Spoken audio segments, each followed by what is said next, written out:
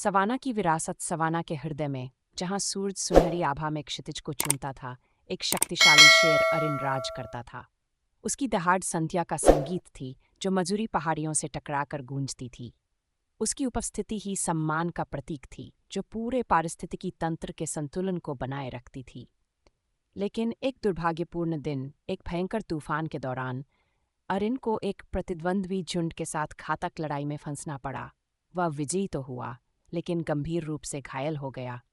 ये देखकर उन छोटे प्राणियों के दिलों में डर घर कर गया जो उसके संरक्षण पर निर्भर थे। संकट में एकता की पुकार। सवाना के सभी जानवर घनी झाड़ियों में एक गुप्त सभा में एकत्र हुए। बुजुर्ग और बुद्धिमान हाथी नजूरी ने नेतृत्व संभाला। हमें अपने राजा की मदद करनी होगी, उसने अपनी गहरी गूंजती आवाज में कहा, जिससे सबका ध्यान उसकी ओर खिंच गया। चौकस मीरकेट से लेकर फुर्तीले गजेल्स तक सभी जानवरों ने एक स्वर में सहमति जताई और अरिन को बचाने का संकल्प लिया। इसके बाद पूरे जंगल में हलचल मच गई। पंछियों ने अपनी उड़ान भरकर सुदूर इलाकों तक संदेश पहुंचाया। वे मृगों को औषधीय जड़ी बूटियों के साथ ले आए और चालाक बंदरों ने एक विशेष औषधि तैयार की। इस कार्य में उनका मार्गदर्शन अनुभवी कछुए ने किया, जिसे हर पत्ती और जड़ का ज्ञान था।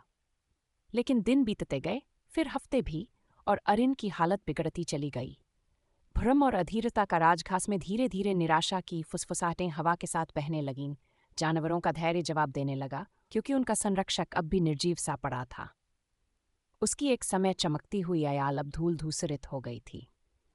तभी कुछ युवा और अधीर जानवरों ने एक साहसी लेकिन खतरनाक सुझाव दिया।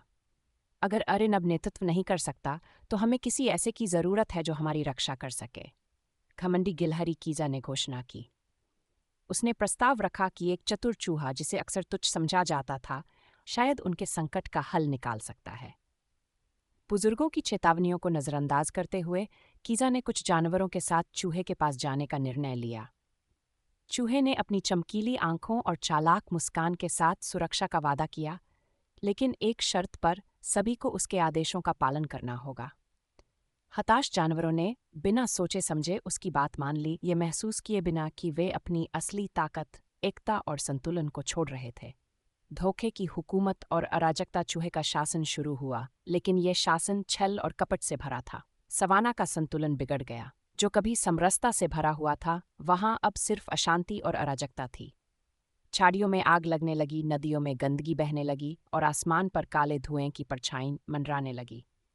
नजूरी, जो टूटे दिल से ये सब देख रही थी, लेकिन अब भी अपनी बुद्धिमत्ता से भरी थी, उसने सच्चे नेताओं की एक सभा बुलाई। हमारी गलती अरिन को बचाने की कोशिश में नहीं थी, बल्कि अपनी असली शक्ति को भुलाने में थी। एकता और संतुलन, उसने कहा।